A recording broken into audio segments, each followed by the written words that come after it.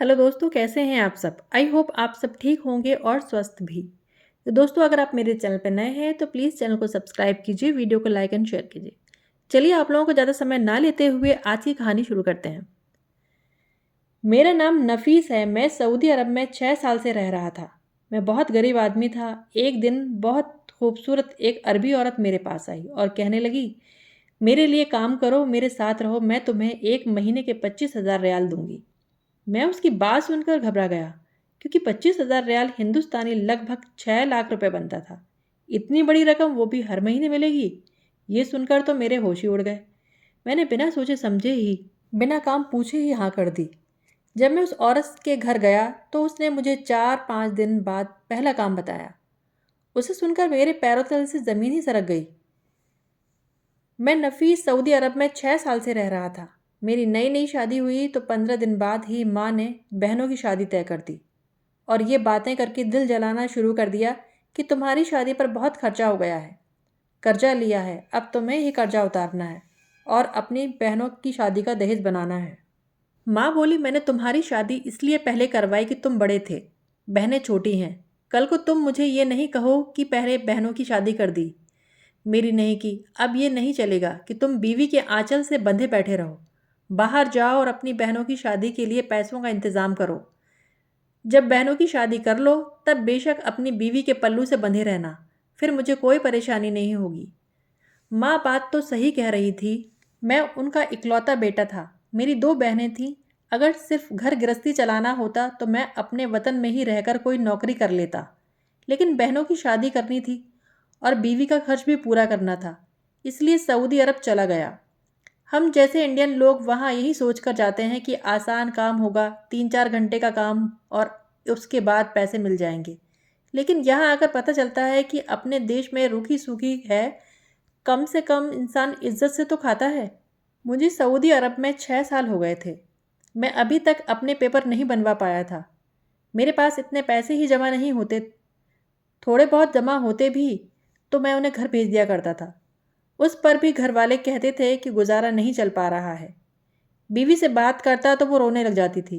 कहती थी कि नई नवेली दुल्हन को शादी के 15 दिन बाद ही छोड़कर चले गए। अब 6 साल हो गए हैं और कोई औलाद भी नहीं हुई है। मेरा ये वक्त कैसे गुजर रहा है मैं ही जानती हूँ। आपने मेरी जवानी को बर्बाद कर दिया है, मेरी ज़िंदगी ख़राब कर दी है। मैं आपको माफ़ नहीं करूँगी, आप वापस आ जाएं तब भी नहीं। मैं बहुत परेशान रहता था। किसी तरह मेरे कागज़ बन जाते तो मैं इतना पढ़ा लिखा था कि ऐसी कोई नौकरी कर लेता कि जिसमें मुझे घर जाने की फैसिलिटी मिल जाती और टिकट के पैसे भी निकल आते। लेकिन सारी प्रॉब्लम पेपर्स की थी। इसके लिए मुझे काफ़ी सारी फ़ीस जमा करनी होती थी। वक्त हाथ से निकलता चला गया, पता ही नहीं चला। समझ से बाहर था। क्या करूं, कोई काम ही नहीं मिल रहा था। पूरा दिन मेहनत करने के बाद भी इतने ही पैसे मिल पाते थे जितने शायद हिंदुस्तान में होता तो कमा लेता। कभी कभी तो मेरा दिल चाहता था कि मैं वापस चला जाऊं। सोचता था अपने देश जाकर मेहनत मजदूरी कर लूँगा, दिहाड़ी कर लूँगा, लेकिन यहाँ नहीं आऊँगा। लेकिन अब यहाँ कोई भी ऐसा नहीं था कि मुझे कोई पैसे दे दे ताकि मैं वापसी की टिकट करवा लेता, और अगर कोई मुझे पैसे दे भी देता तो वो यही समझता कि ये भाग जाएगा, और वो सिचुएशन ऐसी थी कि कोई कुछ कर भी नहीं सकता था।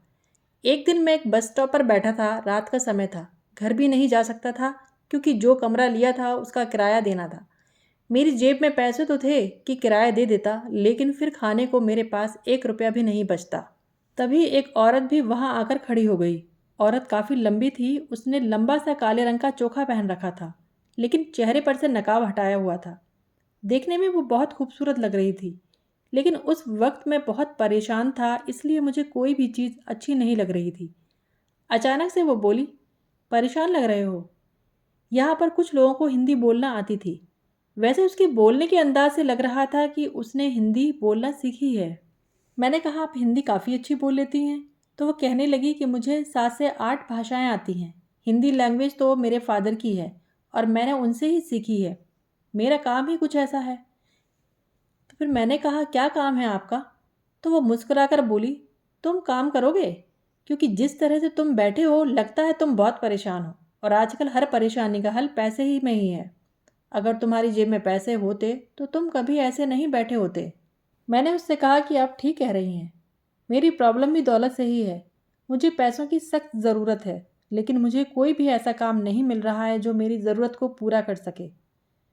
उसने कहा, मुझे भी कुछ ऐसे ही लोगों की तलाश थी जो बहुत ज़्यादा मजबूर हों, क्योंकि मजबूर लोग मेहनती होते हैं।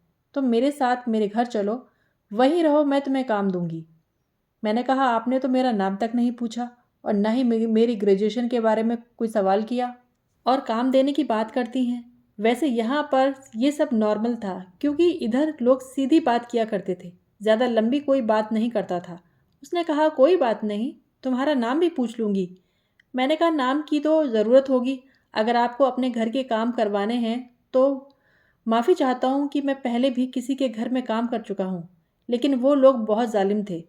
काम बहुत ज़्यादा करवा लेते थे और पैसे कम देते थे। एक और घर में मैंने 3 महीने के लिए काम किया था। एक औरत थी जो मुझसे बहुत ज़्यादा काम करवाती थी और पैसे कम देती थी। फिर भी मैं मजबूरी में काम करता रहा, लेकिन एक दिन मुझे पता चला कि वो मुझे उस बर्तन में खाना देती है जिसमें अपने कुत्तों को खिलाती थी। मैंने जल्दी से जल्दी उसका काम छोड़ दिया। फिर मैंने कसम खा ली कि मैं इस तरह घरों में काम नहीं करूँगा। उसने कहा, फिक्र मत करो, उस तरह का कोई भी काम नहीं है। मेरे घर के काम करने के लिए पहले से ही 3-4 नौकर हैं। तुम्हें मेरे लिए ही काम करना है, घर का काम नहीं करना है, मेरे साथ रहना है। और काम क्या करना है वो मैं तुम्हें घर जाकर समझा दूंगी, फिक्र नहीं करो। मैंने कहा, मुझे कितने पैसे मिलेंगे? मैं पहले जगह जगह धोखा खा चुका हूँ और मुझे पैसों की सख्त ज़रूरत भी थी, और अपने वतन को छोड़कर मैं दूसरे वतन में पैसों के लिए ही तो आया था, इसलिए मैंने पैसों की बात कर दी। उसने कहा कि मैं तुम्हें 1 महीने के 25,000 रियाल दूंगी। उसकी बात सुनकर मैं घबरा सा गया। मेरा मुंह आश्चर्य से खुला का खुला रह गया, क्योंकि 25,000 रियाल कोई मामूली रकम नहीं थी। हिंदुस्तानी लगभग 6 लाख के करीब होते थे। अगर मैं महीने में 4 लाख रुपए अपने घर भेज देता और बाकी बचे हुए पैसे अपने पास रख लेता, इस तरह 1 साल की नौकरी में मैं अपनी बहनों की शादी और अपने घर के सारे खर्चे भी पूरे कर लेता और उसके बाद अपने घर भी जा सकता था। मैंने उसे कहा कि मैं तुम्हारे लिए काम करने को तैयार हूँ, क्योंकि इतने सारे पैसे मिल रहे थे और मैं इसके अलावा कुछ और नहीं सोच पाया। और फिर मैंने सिर्फ उससे ये बोला कि पैसे तो मुझे टाइम पर मिल जाएंगे ना। उसने कहा, हाँ हाँ, तुम्हारे लिए पैसे ज़्यादा होंगे, लेकिन मेरे लिए बहुत मामूली रकम है। रास्ते में जाते हुए उसने मेरा नाम भी पूछा और ये भी पूछा कि तुम इंडिया के कौन से प्रदेश से हो। उसके बाद उसने कहा, मुझे तुमसे मिलकर बहुत अच्छा लगा, तुम एक अच्छे इंसान हो और मैं तुम पर ट्रस्ट कर सकती हूँ। फिर उसने मुझे एक रूम दिखाया जो तीसरी मंजिल पर था और रूम के साथ एक अटैच बाथरूम भी था। उसने कहा, ये रूम तुम्हारे लिए ही है, जब तक तुम यहाँ हो इसमें रह सकते हो। मैंने कहा, अभी तक आपने काम के बारे में नहीं बताया मुझे। मुझे काम क्या करना होगा? वो बोली, तुम्हारा काम भी तुम्हें जल्द ही बता दूंगी। सबसे पहले तुम्हें अपना हुलिया ठीक करना है। मैंने अपने आप को देखा। जब मेरी शादी हुई थी तो मेरी उम्र उस वक्त 23 साल थी, लेकिन अभी भी मेरी उम्र 29 साल थी, जो कि एक जवान आदमी की उम्र होती है। लेकिन परेशानी और टेंशन की वजह से मेरी उम्र ऐसे लग रही थी जैसे कि मैं कोई 35 साल का आदमी हूँ। जिम्मेदारियों ने मेरा हाल बेहाल कर दिया था। उसने फिर से कहा, तुम्हें अपना हुलिया और सेहत दोनों ही ठीक करनी होगी। अपना हुलिया भी बेहतर करना होगा और खूबसूरत नज़र आना है, क्योंकि काम ही ऐसा है। मैं सोचने लगा कि ज़रूर कोई सार्वजनिक व्यवहारिक काम होगा जिसमें बिल्कुल टिप टॉप फिट फाट नज़र आना होता है, क्योंकि इंसान की पर्सनालिटी उसके शब्दों से भी पहले बोल पड़ती है। मैंने कहा, आप जैसे कहेंगी मैं ठीक वैसा ही करूँगा। अगर आपको कोई इंसान 1 महीने के 6 लाख रुपए दे रहा हो और वो कहे कि उल्टे लटक जाओ, तो बेशक आप उल्टे भी लटक जाओगे। 6 साल में उस दिन मुझे पहली बार बहुत सुकून की नींद आई थी। बिस्तर भी बहुत साफ सुथरा और नरम मुलायम था, वरना तो हम लोग एक कमरे में 7 लोग कैसे सोते थे हम ही जानते हैं। दिमाग में कोई टेंशन, कोई परेशानी नहीं थी। जब से उसने पैसों के बारे में बताया था, तब से उसके ही बारे में सोच रहा था। इतने सारे पैसों से तो मेरी सारी परेशानी और मुश्किलें दूर हो जाएंगी और फिर मैं 6 महीने बाद अपनी बीवी से मिलने भी जा सकता था। लेकिन मैंने घर वालों को अभी तक इस बारे में कुछ भी नहीं बताया था। सोचा जब पैसे आ जाएंगे तब उन्हें भेज दूंगा और कहूँगा कि मेरी अच्छी जगह नौकरी लग गई है, और घर वाले भी ये बात खुद ही समझ जाएंगे। लेकिन मेरी बीवी को दौलत से कोई मतलब नहीं था। बस वो ये कह रही थी कि आप जल्दी वापस आ जाओ। पता नहीं मेरे घरवाले उसके साथ कैसा व्यवहार रखते थे। मेरे पास भी इतने पैसे नहीं होते थे कि मैं उसे बार बार फ़ोन कर सकूं, और वो भी मुझे कुछ नहीं बताती थी। इंटरनेशनल कॉल बहुत महंगी पड़ती थी। अगले दिन मुझे सुबह सुबह ही अंधेरे जगा दिया गया। नींद तो पूरी हो गई थी। उस औरत ने मुझे एक आदमी से मिलवाया। उसने कहा, मैं आपका ट्रेनर हूँ, आज से मैं आपको ट्रेन करूँगा। मैंने हैरत से उसकी तरफ देखते हुए पूछा, किस बात के लिए ट्रेन करेंगे आप मुझे? तो वो कहने लगा, आपको थोड़ा फिट करना है। उस औरत के कहने पर मुझे मर्दों के सलून भेजा गया, जहाँ पर मेरे बालों की कटिंग और कर्लिंग की गई, और मेरे हाथ पैरों को साफ़ किया गया, और मेरी शेप भी बनाई गई। मैं पहले से बहुत ज़्यादा अलग और अच्छा लग रहा था, लेकिन ट्रेनर ने मुझसे पूरा दिन एक्सरसाइज करवाई और मुझे नए और महंगे कपड़े पहनने को दिए गए। मुझे तो ऐसा महसूस हो रहा था जैसे मैं किसी बड़ी फिल्म का हीरो हूँ। मुझे जिस तरह सजाया जा रहा था उसे देखकर तो ऐसे ही लग रहा था। उस औरत ने मुझसे कहा, तुम्हें इसी तरह 1 महीने अपना ख्याल रखना पड़ेगा। उस औरत का नाम क्या था ये तो मुझे नहीं पता, लेकिन उसको सब नीमा मैम कहते थे। मैंने उसके नौकरों के मुंह से एक अजीब बात करते हुए सुना। वो कह रहे थे, यह नया बकरा, इसको नीमा मैम लेकर आई है। देखने में तो बड़ा हसीन, खूबसूरत, स्मार्ट है, लेकिन यहाँ का नहीं लगता है। किसी दूसरे देश से आया है, तभी तो ये नीमा मैम की बातों में आ गया है। सच कहूँ तो ये बातें सुनकर मैं बहुत परेशान हो गया। वो लोग किस बारे में बातें कर रहे थे? क्या नीमा मैम इस तरह पहले भी मर्दों को लेकर आया करती थी? कब अभी तक मुझे उसने ठीक से ये नहीं बताया था कि मुझे काम क्या करना होगा। लेकिन जिस तरह वो औरतें बातें कर रही थीं, उसे तो ऐसा लगता था कि यहाँ पर मुझ जैसे मर्द आते जाते रहते थे। मैं शक्ल सूरत का अच्छा था तो क्या वो मुझे सिर्फ इसलिए लेकर आई थी? कहीं वो मुझसे शादी करना तो नहीं चाहती थी? कहीं इसलिए मुझे सजा सवार तो नहीं रही थी? अगर ऐसा होता तो भी मैं उससे कभी शादी नहीं करना चाहता, चाहे वो मुझे 5 की जगह 10 लाख ही क्यों ना देती। तब भी मैं नहीं करता। मैं अपनी बीवी से बहुत मोहब्बत करता था। मैंने उस बेचारी को दिया ही क्या था? अगर मैं 6 साल की लंबी जुदाई और इंतज़ार के बाद अगर उसे बेवफाई करता, उसे 6 साल के इंतज़ार के बदले में उसे बेवफाई देता, तो वो मुझसे ज़्यादा गिरा हुआ इंसान और कोई नहीं होता।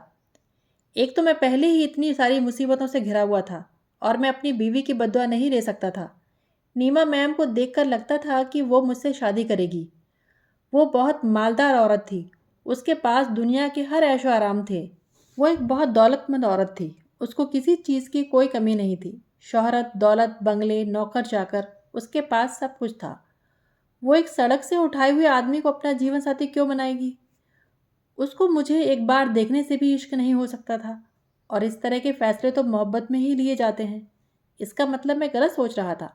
मेरे दिमाग में भी पता नहीं क्या चल रहा था, और मैं न ना जाने क्या क्या सोचे जा रहा था। उसने तो मेरी मदद की थी, इसलिए मुझे उसके बारे में ऐसा नहीं सोचना चाहिए था। मुश्किल और तंगी में मैंने 6 साल 6 सदियों की तरह गुजारे थे, और अच्छे माहौल ऐशो आराम में 1 महीना कैसे गुजर गया ये पता ही नहीं चला। मैंने जब खुद को आईने में देखा तो मैं हैरान रह गया कि मैं क्या से क्या बन गया था। मैं बहुत ही खूबसूरत और हैंडसम लग रहा था। नीमा मैम को बुलाया गया ये देखने के लिए कि मैं कैसा लग रहा हूँ। मैंने बहुत महंगे कपड़े और जूते पहन रखे थे। मैं किसी प्रिंस की तरह खड़ा था, जैसे मुझे ट्रेन किया गया था।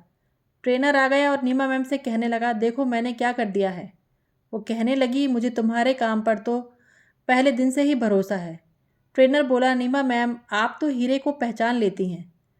तो वो बोली, हीरे को तराशना तो तुम्हारा काम है। हीरे को तुमने बखूबी तराशा है। बताओ क्या लगता है तुम्हें, कहाँ तक चला जाएगा? 8,000 तो कहीं नहीं गए। वो हंसते हुए बोली, 1 हफ्ते का? नहीं, 1 रात का। फिर वो दोनों एक साथ जाने लगे। मैंने कहा, मैडम अब तो मुझे मेरा काम बता दीजिए। वो बोली, अब तुम्हें काम बताना नहीं है, अब तो तुम्हें काम करना है। बस तैयार हो जाओ। और ट्रेनर से बोली, इसे आज और अच्छे कपड़े देना ताकि और ज़्यादा अच्छा लगे। शाम को मुझे फिर से तैयार कर दिया गया और एक बहुत बड़े मॉल में ले जाया गया।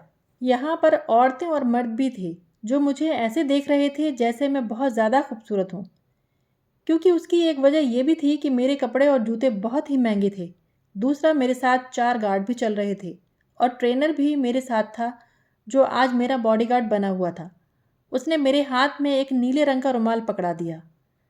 मैंने पूछा ये क्या है, तो उसने कहा तुम्हें इसे हाथ में पकड़ कर रखना है और इसे ऐसे पकड़ो ताकि लोगों को तुम्हारे हाथ में रुमाल दिखे। मैंने कहा क्या यही मेरा काम है? तो उसने कहा हाँ, यही तुम्हारा काम है। दरअसल तुमने जो कपड़े पहने हुए हैं वो किसी बड़े ब्रांड के कपड़े हैं और हम चाहते हैं कि लोग तुम्हारी तरफ देखें और हमसे पूछें कि ये कपड़े हमने कहाँ से लिए हैं। इस तरह ब्रांड का एडवर्टाइजमेंट होगा और फिर लोग उनसे कपड़े खरीदेंगे। इसी तरह तुम्हें अच्छे अच्छे कपड़े पहनकर मॉल आना है और लोगों को ये लगना चाहिए कि तुम एक अमीर इंसान हो, तभी इसलिए हम तुम्हारे बॉडीगार्ड बने हुए हैं। अब मुझे इस काम की समझ आ गई थी। मैंने कहा ये तो बड़ा अच्छा काम है और बड़ा सीधा और यहाँ तक कि बहुत ही आसान सा काम है। मॉल के अंदर एसी लगे हुए थे। 1 घंटे तक तैयार होकर फिरने के लिए इतने सारे पैसे मिल रहे थे। मेरी तो किस्मत ही खुल गई थी। मुझे तो बहुत अच्छा काम मिल गया था।